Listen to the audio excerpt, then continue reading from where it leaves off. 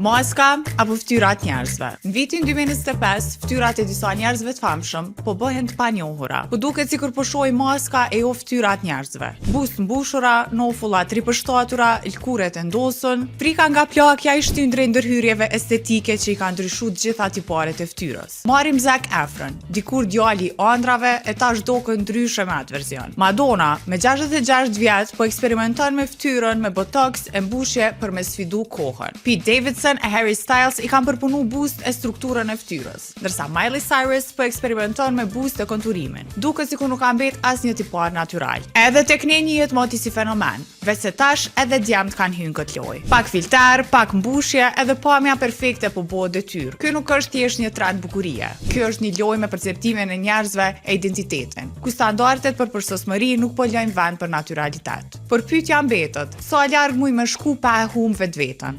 Edhe është bukuria ajo që e shohim pasqyrë, apo ajo që e pranojmë ne tek vetja jonë. Për më shumë video si kjo, follow Urban FM krejt platformat edhe mos harroni me na bëj subscribe në YouTube.